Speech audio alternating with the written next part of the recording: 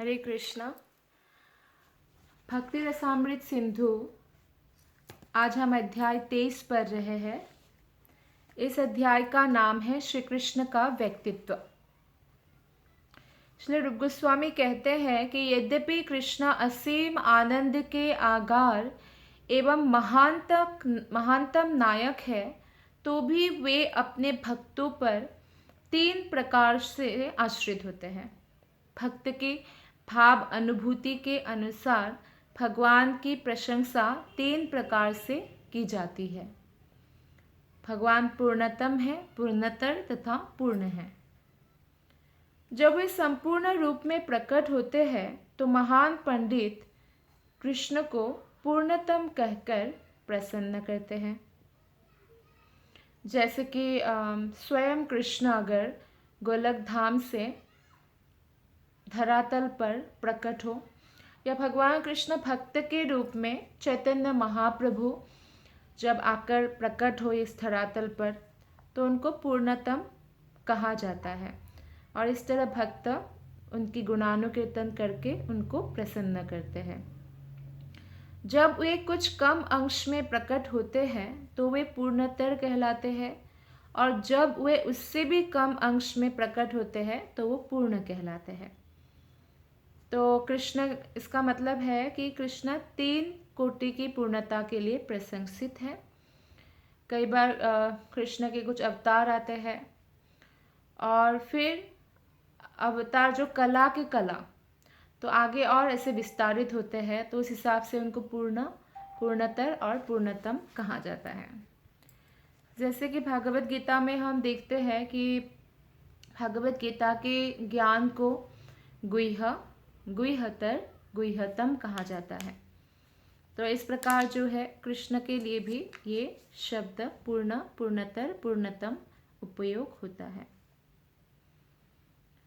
जब वे गोलक वृंदावन में होते हैं तो उनके दिव्य गुण पूर्णतम रूपों में प्रकट होते हैं, और जब भगवान द्वारका में रहते हैं तो उनका पूर्णतर के रूप में प्रकट होते हैं, और जब वे मथुरा में होते हैं तो उनके गुण पूर्ण रूप में प्रकट होते हैं।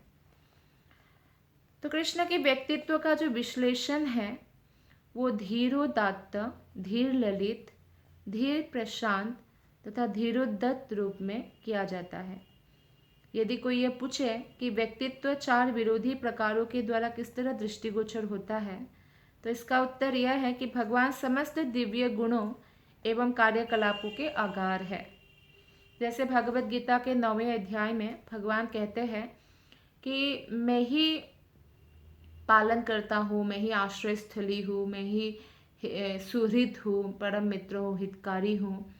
और भगवान कहते हैं मैं ही सृष्टि हूँ, मैं ही संहार हूँ। अब सृष्टि और संहार ऐसा लगता है कि दोनों में विरोध है, जन्म और मृत्यु में जैसे विरोध होता है, लेकिन भगवान कृष्ण कहते हैं मैं ही सृष्टि हूँ और मैं ही संहार भी हूँ या मृत्यु भी हूँ।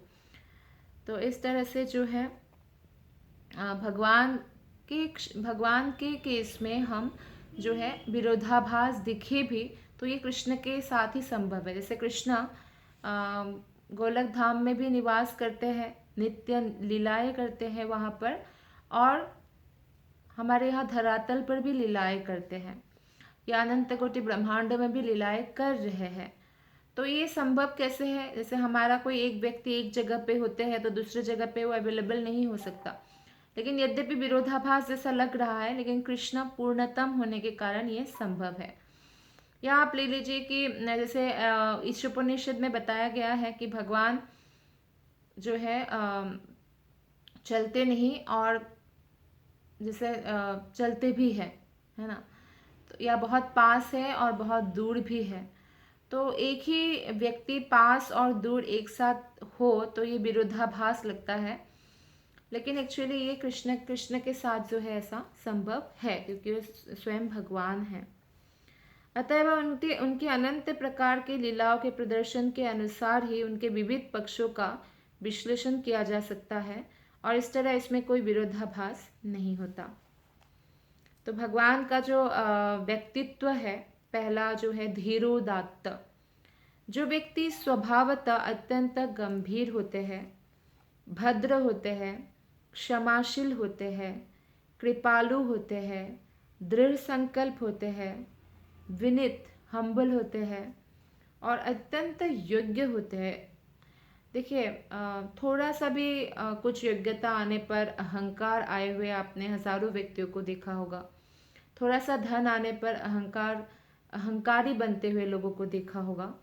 लेकिन ऐसे लोग बहुत कम मिलते हैं समाज में जिसमें बहुत सारे योग्यता है।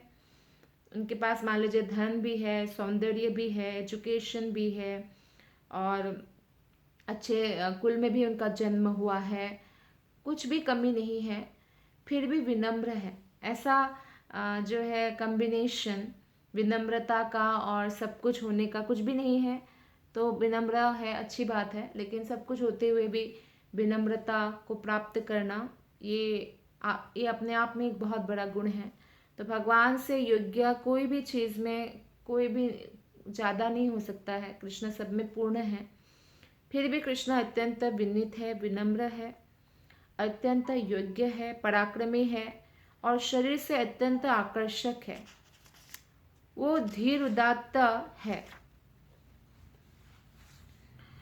इस संबंध में स्वर्ग के राजा इंद्र कहते हैं कि हे नाथ, मैं मानता हूँ कि मैंने आपके प्रति महान अपराध किया है, किंतु आपके अद्वितीय पराक्रम, आपके द्वारा अपने भक्तों की रक्षा करने का आपका संकल्प, गोवर्धन पर्वत उठाने में आपकी दृढ़ता, आपके शारीरिक सौंदर्य तथा अपने भक्तों एवं अपराधियों की स्तुति मात्र से प्रसन्न होने के आपके अद्भुत गुणों को देखकर मोहित हो जाने के कारण मैं खेद नहीं व्यक्त कर सकता।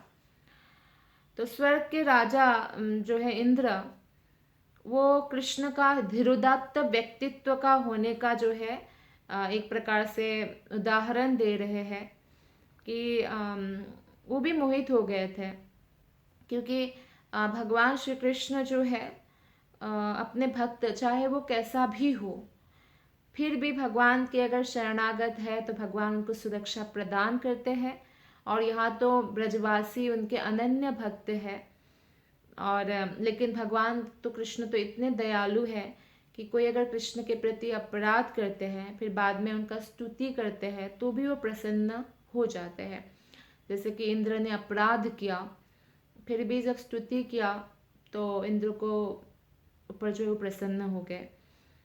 तो क्योंकि इंद्र ने कोई आम भक्त कोई भी नहीं होता, सब लोग स्पेशल होते हैं, लेकिन ब्रजवासी जो है टॉप मोस्ट भक्तों में गिना जाता है और उनको एक प्रकार से मारने की, एक वैष्णव अपराध है, मारने का प्रयास किया। जो शामंतक बादल है जो प्रलय के समय काम आता है, उनको भेज दिया और 7 दिन 7 रात कंटिन्यूअसली बारिश किया, फिर भी कहीं भी बाढ़ नहीं आया। कृष्ण ने गोवर्धन धारण किया, जैसे कोई छाता पकड़ता है तो ऐसे छोटा सा उंगली में पूरे गोवर्धन पर्वत को धारण किया। लेकिन क्योंकि 7 दिन 7 रात अपने भक्तों के साथ एक साथ सब भक्त लोग कृष्ण, क्योंकि कई बार कृष्ण दिन में जो है जाते हैं तो गोप बालक कृष्ण के साथ जाते हैं पर गोपियाँ मिस करती है, माताएं मिस करती है। रात को आते हैं तो गोप बालकों को बिछड़ना पड़ता है, अपने अपने घर जाना पड़ता है गैया चढ़ा कर आकर, तो फिर गोप बालक उनको बहुत मिस करते हैं, विरह का अनुभव होता है। लेकिन ये 7 दिन 7 रात गोप बालक हो, गोपिकाएं हो, माताएं हो, कृष्ण के साथ थे। तो कृष्ण ने माफ भी कर दिया था इंद्र को इसी कारण से। तो इस तरह से कृष्ण या भगवान राम जो है धीरोदात्त है, व्यक्तित्व है उनका। नेक्स्ट व्यक्तित्व है धीर ललित। धीर ललित वह व्यक्ति है जो स्वभाव से विनोदशील होते हैं, सदैव तरुण रहने वाला, कभी भी बूढ़े नहीं होते। और इस संसार में कौन नहीं चाहता है कि वो हमेशा तरुण रहे। ये भी एक बहुत बड़ा जो है एफर्ट होता है हर व्यक्ति का कि मैं यंग दिखूं और मैं यंग ही रहूं, लाइक दैट। और अगर किसी का मान लीजिए एज हो गया 50-60, तो अगर वो कोई उनको तारीफ करे, प्रशंसा करे कि आप तो एकदम यंग दिखते हैं, लाइक अ कॉलेज बॉय और लाइक दैट, तो he will become very happy. क्यों? क्योंकि हर एक व्यक्ति को जो है यंग रहना, सदैव तरुण रहना पसंद है। और एक्चुअली हम आध्यात्मिक जो हमारा एक स्थिति है उस हिसाब से आत्मा कभी भी बूढ़े नहीं होते हैं, लेकिन भौतिक शरीर बूढ़ा हो जाता है। तो इसलिए जब हम भगवत धाम पहुंचते हैं तो हम भी तरुण ही रहते हैं हमेशा, कभी वृद्धावस्था प्राप्त नहीं होते हैं। तो परिहास में पटु तथा समस्त चिंताओं से मुक्त हो। भगवान इस व्यक्तित्व के, धीर ललित का मतलब जो विनोद करने में, हास्य परिहास्य करने में पटु हो, जैसे गोपिकाओं के साथ वो परिहास करते हैं या गो बालकों के साथ जो खेल खेलते हैं, विनोद करते हैं और समस्त चिंताओं से मुक्त रहते हैं। ऐसा धीर ललित व्यक्ति सामान्यतया गृहस्थ होता है और अपने प्रेमी के प्रति अत्यंत विनम्र होता है। कृष्ण के व्यक्तित्व में धीर ललित का यह गुण एक यज्ञ पत्नी द्वारा वर्णित हुआ है, जो वृंदावन में यज्ञ कर रहे ब्राह्मणों में से एक ब्राह्मण की पत्नी थी। तो वो अपनी सखियों से कहती है, ब्राह्मण पत्नी, एक दिन श्रीमती राधा रानी अपनी सखियों के साथ अपने उद्यान में आराम कर रही थी। तभी उस सभा में कृष्णा आ पहुंचे। आसन ग्रहण करने के बाद जो है राधा रानी के साथ जो लीलाएं किया कृष्ण ने, तो वो वर्णित करने लगे वो कृष्णा। तो जब इस तरह से कृष्ण जैसे हर रात को गोपिकाओं के साथ कृष्ण मिलते थे और दिन में गोप बालकों के साथ समय बिताते थे, सुबह शाम माता पिता के साथ बिताते थे। तो राधा रानी जो है धर्म संकट में थी, क्योंकि वो लज्जा का अनुभव कर रही थी, जैसे क्योंकि राधा रानी उनकी प्रेमिका है और प्रेमिक प्रेमिका का जो भी संबंध है वो बहुत ही पर्सनल होता है। वो सारी बातें कृष्ण बता रहे थे। तो जो है राधा रानी धर्म संकट में पड़ गई और विचार में तल्लीन हो गई। तो इस प्रकार जो है कृष्ण जो है राधा रानी के साथ खेलते हैं और इस कला में राधा रानी को आकृष्ट करने में जो बहुत ही दक्ष है। इस प्रकार धीर ललित के रूप में कृष्ण गोपियों के संग अपनी तरुणावस्था का आनंद उठा रहे थे। सामान्यतः जो नाटककार होते हैं वो कामदेव को धीर ललित बताते हैं, किंतु हम देखते हैं कि कृष्ण जो है अनंत कोटि कामदेवों से भी जो है ऊपर है और आकृष्ट करने वाले हैं। तो इसलिए कृष्ण में धीर ललित का सारे गुण पूर्ण रूप से मिलता है। तो ये कृष्ण का व्यक्तित्व है। नेक्स्ट है धीर प्रशांत। जो व्यक्ति कैसे होते हैं, अत्यंत शांत होते हैं, सहनशील होते हैं, विचारवान होते हैं और उपकारी होते हैं दूसरों के लिए, वो धीर प्रशांत कहलाता है। कृष्ण में ये धीर प्रशांत तत्व पांडवों के साथ उनके व्यवहार में प्रदर्शित होता है। भगवान के प्रति पांडव लोग बहुत ही श्रद्धाशील थे, श्रद्धा से भक्ति करते थे। तो भगवान ने उनको कितना ही समय दिया। नारद मुनि पांडवों को अत्यंत भाग्यवान व्यक्तियों में गिनते हैं, भक्तों में गिनते हैं। कृष्ण उनके पीछे पीछे ही रहे हमेशा उनकी मदद करने के लिए, सारथी का कार्य भी किया, परामर्शदाता या काउंसिलर बने रहे, हमेशा मित्र बने रहे, दूध बन के भी गए दुर्योधन के पास, शांति दूध बन के, और कभी कभी अंगरक्षक या बॉडीगार्ड बनना भी स्वीकार किया था। विष्णु भक्ति के फलस्वरूप ही ऐसा हो सका। जब कृष्ण महाराज युधिष्ठिर से धर्म के विषय में बातें कर रहे थे तो वे महान पंडित के रूप में प्रकट हुए, किंतु युधिष्ठिर के कनिष्ठ ममेरे भाई होने के कारण वो बहुत विनम्रता के स्वर में बोल रहे थे और जिससे उनके शरीर का सौंदर्य बढ़ गया। कोई भी व्यक्ति जब इतना योग्य होने के बाद, हमारे भौतिक संसार में ही देख लीजिए, अगर योग्य होने के साथ साथ वो विनम्र भी होते हैं तो उनकी सौंदर्यता बढ़ जाता है। तो कृष्णा यहाँ पे अर्जुन के समान एज का है और युधिष्ठिर से छोटे हैं। तो जब वो कुछ धर्म के विषय में बात कर रहे थे तो बहुत ही विनम्रता पूर्वक बात कर रहे थे। तो भगवान जब स्वयं आते हैं, जबकि भगवान से ऊपर कोई भी नहीं है, वो भक्त के साथ भी इतना ही विनम्रता मेंटेन करते जैसे कोई धीर प्रशांत हो। उनकी आंखों की गति तथा उनके बोलने के ढंग ने सिद्ध कर दिया था कि वे नैतिक उपदेश देने में अत्यधिक दक्ष थे। कोई अगर नैतिक उपदेश देना है तो एक तो उनका जो है धर्म का पालन उनको स्वयं करना चाहिए, स्वयं करना होगा, और साथ ही साथ जो है उनको सहनशील भी होना होगा, क्योंकि सामने वाले व्यक्ति को भी उनको सुनना होगा और उनकी कई सारी चीज़ों को उनको सहन करना पड़ सकता है। और सुनते समय उनको शांति से सुनना होगा, ताकि सामने वाले व्यक्ति को ऐसा लगे कि उनको काफ़ी अटेंशन दिया जा रहा है। तो ये एक व्यक्ति जो है उनका लक्षण होता है कि वो जब उनको सलाह दे या एज ए काउंसलर कुछ भी उनको उपाय प्रदान करे, तो सामने वाला व्यक्ति उसको स्वीकार कर पाए। तो कृष्ण जो है, कृष्ण से अच्छा परामर्शदाता कोई नहीं हो सकता। दुर्योधन का परामर्शदाता या काउंसलर शकुनी थे, तो इसलिए दुर्योधन का संहार हो गया। और अर्जुन ने, पांडवों ने कृष्ण को अपना काउंसलर चुना है, तो इसलिए वो लोग विजयी हुए।